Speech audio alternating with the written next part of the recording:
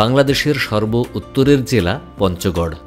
হিমালয়ের কোল ঘেঁষা এই শহর শুধু শীতের ঠান্ডার জন্য নয়, বরং প্রকৃতি, ইতিহাস আর সংস্কৃতির এক অনন্য সংমিশ্রণ।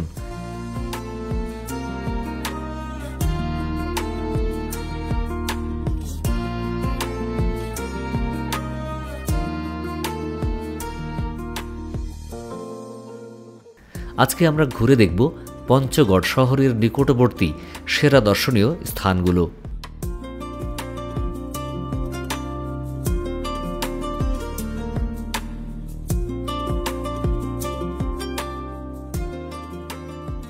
দেখব rocks museum, DC eco park, চা বাগান, কাঠের সেতু, শাহী জামে মসজিদ, 12 আউলিয়ার মাজার সহ শহরের আনাচে কানাচে।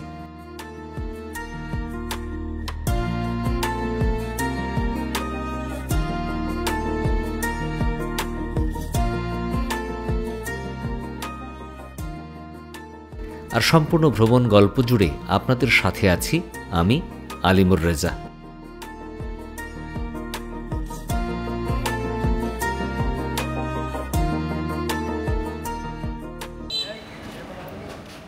হোটেল সেন্ট্রাল গেস্ট হাউস থেকে বের হয়ে এবার পালা দুপুরের খাবার গ্রহণের। পঞ্চগড় শহরের অন্যতম ভালো খাবার হোটেল হল হোটেল নূরজাহান। এদেরই আছে দুটো হোটেল, একটি বড়, অন্যটি ছোট। আমরা বড়টাতেই খাবার খেতে চাই। খাবারের মেনু হিসাবে ভাত, মাছ ফ্রাই, সালাদ, ভর্তা ও সবজি ছিল পছন্দের তালিকায়।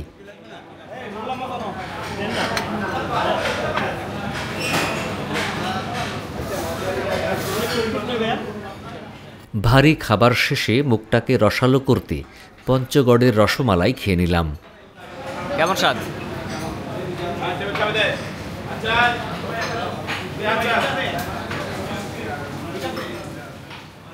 দুপুরের খাবার পর এবার পালা পঞ্চগড় শহর ঘুরে দেখার। আমাদের 12 জনের জন্য দুটি অটোরিকশা ভাড়া করে নিলাম। দুপুর থেকে রাত 8টা পর্যন্ত জেলা শহরের নিকটবর্তী দর্শনীয় স্থানগুলি ঘুরিয়ে দেখিয়ে আবার হোটেলে ড্রপ করবে। অটো প্রতি ভাড়া 800 টাকা।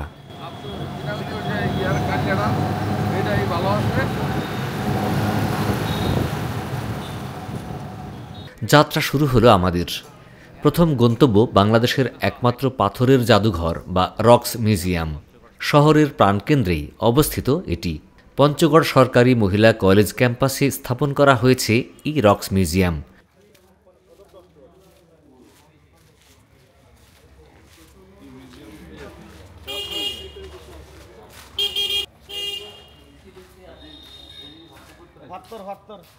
এটা রকিং 1997 সালে সম্পূর্ণ ব্যক্তিগত উদ্যোগে অধ্যক্ষ নাজমুল হক এই পাথরের জাদুঘর গড়ে তোলেন। জাদুঘরে বিভিন্ন রং, আকৃতি এবং বৈশিষ্ট্যের ভিত্তিতে পাথর সংরক্ষিত আছে। 1000 বছরের পুরনো পাথর ছাড়াও এখানে প্রাচীন ইমারতের ইট এবং পোড়ামাটির বিভিন্ন মূর্তি দেখতে পাওয়া যায়।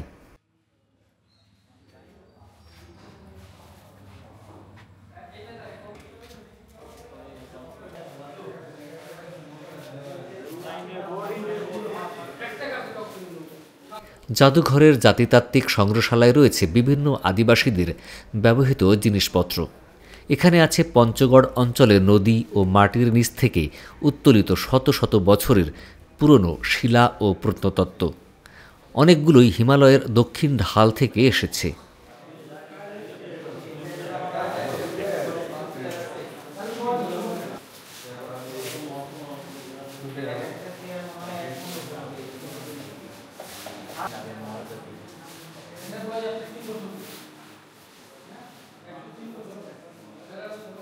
উন্মুক্তভাবে এখানে বেশ কিছু বড় বড় পাথর এবং একটি শাল গাছ দিয়ে তৈরি 22 ফুট দৈর্ঘ্যের 300 বছর পুরনো 2টি নৌকা রয়েছে। বাংলাদেশের মধ্যে আর কোনো পাথরের জাদুঘর নেই, তাই অন্তত একবারের জন্য হলেও ঘুরে যেতে পারেন পঞ্চগড়ের এই ব্যতিক্রমধর্মী পাথরের জাদুঘর বা রক্স মিউজিয়াম থেকে। এটা হচ্ছে মূলত পঞ্চগড় জেলার অন্যতম বিখ্যাত দর্শনীয় স্থান, আর এর নামটা হচ্ছে রক মিউজিয়াম। এই মিউজিয়ামে প্রবেশের জন্য কোনো এন্ট্রি ফি লাগে না এবং বিনা এন্ট্রি ফিতেই আপনারা প্রবেশ করে দেখতে পারবেন। এছাড়াও এখানে ছবি তোলা, ভিডিও করার ব্যাপারে কোনো রেস্ট্রিকশান নেই, ফলে আপনারা অনায়াসে খুব স্বাধীনভাবে দেখতে পারবেন। এবং এটা সপ্তাহের প্রতিদিন খোলা থাকে, এমনকি আজকে শুক্রবার, আজকে খোলা আছে আর কি। 7,000 টাকা তো উঠাই দিব। ঠিক আছে। এক রক্স মিউজিয়ামে তো 1,000। আমরা এখন পঞ্চগড় সরকারি মহিলা কলেজ থেকে রক মিউজিয়াম দেখে পরবর্তী গন্তব্যে যাচ্ছি ইকো পার্ক। বলো কোথায় যাচ্ছি আমরা? এদিকে তাকি বলো। হবে হবে কোথায়? ইকো পার্ক না রিকো পার্ক? একটা বললেই হবে না? ঠিক আছে। রক্স মিউজিয়াম ভ্রমণ শেষে আবারও যাত্রা শুরু হলো আমাদের। এবারে আমাদের গন্তব্য মিরগড় ডিসি ইকো পার্ক। এবারে আমাদের যেতে হবে শহর থেকে প্রায় 5 কিলোমিটার দূরে।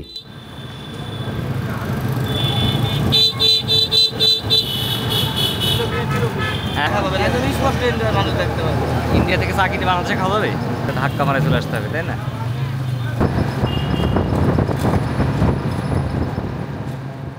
পথিমধ্যে চোখে পড়তে লাগলো রাস্তার উভয় পাশে অবস্থিত চা বাগান। পঞ্চগড়কে এখন বলা হয় বাংলাদেশের চায়ের রাজ্য। এখানকার চাগুলো দেশের সবচেয়ে উঁচু অঞ্চলে জন্মে, তাই এদের সুবাস আলাদা। বর্তমানে পঞ্চগড়ে প্রায় 10,000 একর জমিতে চা চাষ হয়, যা দেশের মোট উৎপাদনের প্রায় 15%। বলতে গেলে পঞ্চগড়ের বাসিন্দাদের ঘরের উঠান, বাড়ির আনাচে কানাচে চায়ের চাষ হয়।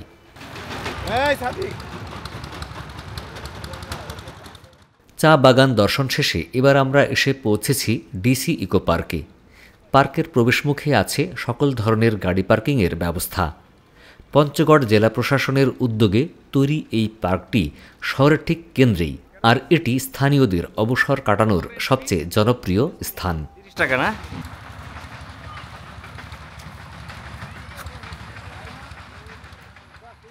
ইকো পার্কে রয়েছে পরিবার ও বাচ্চাদের জন্য একদম উন্মুক্ত জায়গা।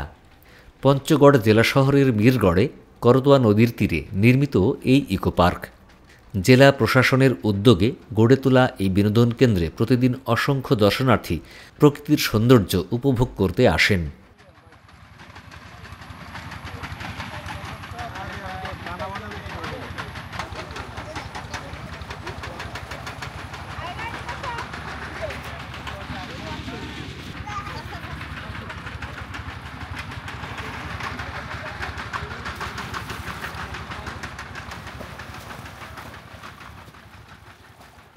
$54 লাখ ব্যয়ে 21 একর জায়গা জুড়ে নির্মিত এই পার্কে রয়েছে 20,000 ফুল ও ফলের গাছ, কৃত্রিম লেক, ফোয়ারা এবং শিশুদের জন্য খেলার সরঞ্জাম।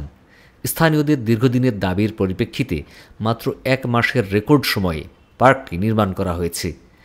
পার্কে প্রবেশের জন্য রাখা হয়েছে 30 টাকার নামমাত্র এন্ট্রি ফি।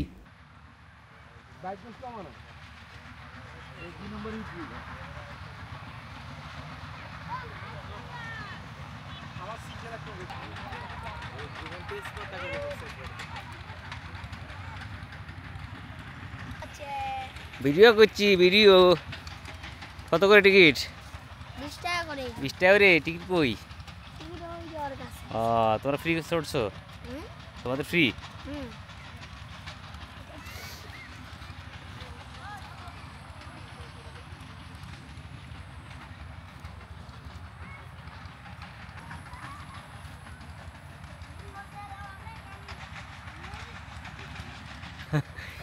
এখানে তাই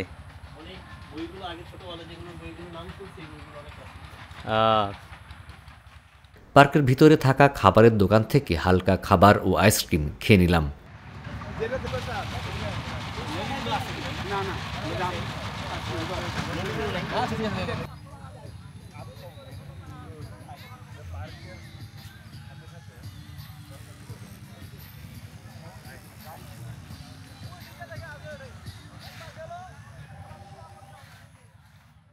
পার্কের বাহিরে এসে স্বাদ নিলাম লোকাল চটপটির। পানি দিয়ে। এটা কি চটপটি? চটপটি, লোকাল চটপটি। কত করে প্লেট? এটা বিভিন্ন দাম। 20 টাকা প্লেট। ডিম আছে, ডিম ছাড়া। সেই স্বাদ। ডিম সহ প্রতি প্লেট 20 টাকা আর ডিম ছাড়া মাত্র 10 টাকা।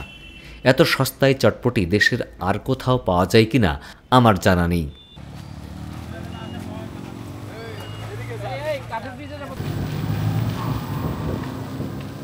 এবার আমাদের যাত্রা শুরু হলো করতোয়া নদীর উপরে নির্মিত দৃষ্টিনন্দন মিরগড় কাঠের ব্রিজের উদ্দেশ্যে। প্রাকৃতিক সৌন্দর্যের আধার পঞ্চগড়ের সদরে অবস্থিত মিরগড় ওয়ার্ড। পঞ্চগড় যে 5টি ঐতিহাসিক গড় নিয়ে গঠিত, মিরগড় তার একটি। ঐতিহ্যগতভাবে প্রসিদ্ধ মিরগড় বর্তমান সময়ে সুবিখ্যাত পাথর ও বালি শিল্পের জন্যে। সাম্প্রতিক সময়ে দর্শনার্থীদের কাছে মিরগড় আরও আকর্ষণীয় হয়ে উঠেছে এখানে করতোয়া নদীর উপরে নির্মিত দৃষ্টিনন্দন মিরগড় কাঠের ব্রিজের কারণে। এই কাঠের ব্রিজে উঠতে হলে 10 টাকা টিকিট জনপ্রতি আর কি, এপার থেকে ওপারে যেতে হলে বা ভিতরে উঠতে হলে, ছবি উঠতে হলে।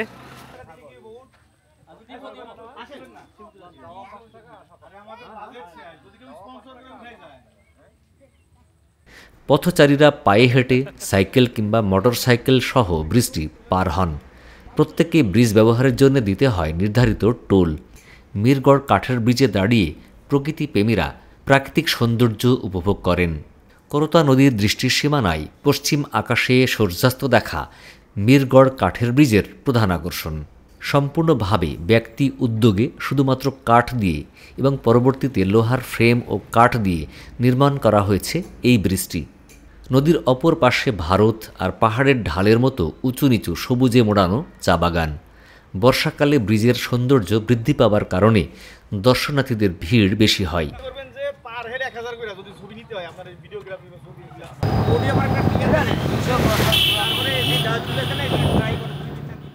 কাঠের ব্রিজ দর্শন শেষে এবার আমাদের যাত্রা শুরু হলো মির্জাপুর শাহী জামে মসজিদ দর্শনের উদ্দেশ্যে। জেলা শহর থেকে দূরত্ব 16 কিলোমিটার। অটোতে যেতে সময় লাগবে 30 মিনিটের মতো। যেতে যেতেই আমাদের বিকাল গড়িয়ে সন্ধ্যা নেমে এলো। অবশেষে মাগরিব নামাজের পর এসে পৌঁছালাম ঐতিহাসিক এই মসজিদ প্রাঙ্গণে। তবে এই মসজিদের আসল সৌন্দর্য দেখতে হলে আসতে হবে দিনের আলোয়।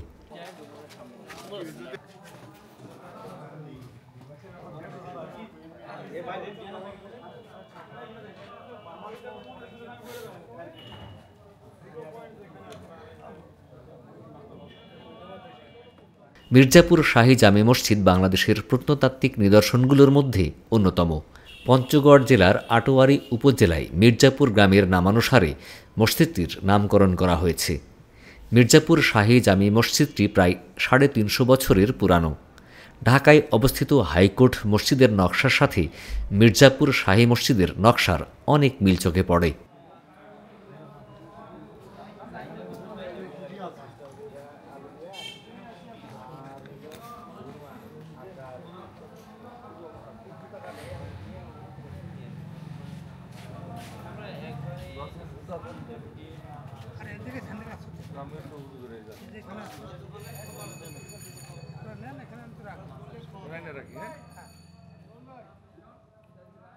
আয়তাকার মসজিদটির দৈর্ঘ্য 40 ফুট ও প্রস্থ 24 ফুট। মসজিদের ছাদে পাশাপাশি 3টি গম্বুজ এবং 4 কোণে 4টি মিনার আছে। অভ্যন্তরে প্রবেশের জন্য মসজিদের সামনের দেয়ালে আছে 3টি দরজা। প্রত্যেক দেয়াল ও দরজায় বিভিন্ন কারুকার্যময় নকশা ফুটিয়ে তোলা হয়েছে। নকশায় স্থান পেয়েছে টেরাকোটা, প্লাক, ফুল ও লতাপাতার প্রতিরূপ। মসজিদের রয়েছে ফরাসি ভাষায় লেখা একটি শিলালিপি, যা দেখে মুঘল সম্রাট শাহ আলমের রাজত্বকালে মসজিদটি নির্মাণ বলে মনে করা হয়। বর্তমানে বাংলাদেশের প্রত্নতত্ত্ব বিভাগ মির্জাপুর শাহী মসজিদের সার্বিক তত্ত্বাবধান করেন।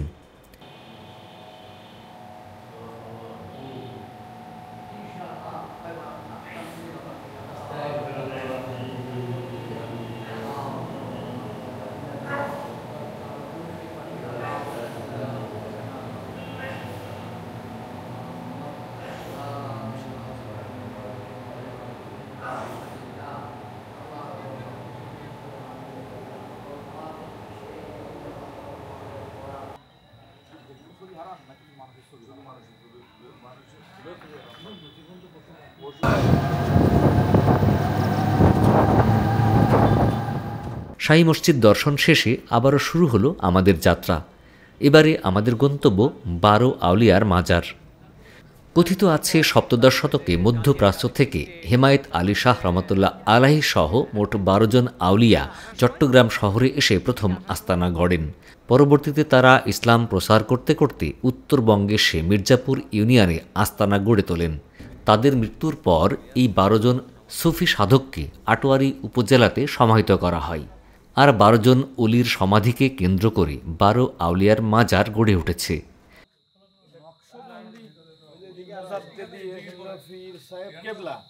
সিরাজগঞ্জ পাক দরবার শরীফ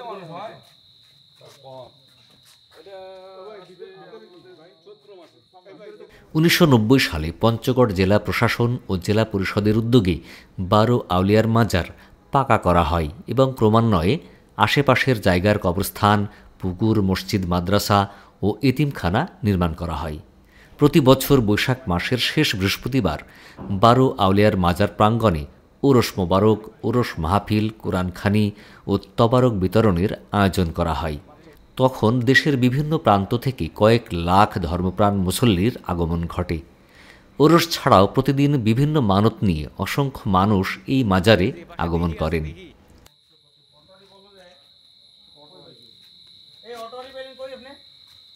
এই যে অটোয়ারি আন না ফুরিয়ে দিকে।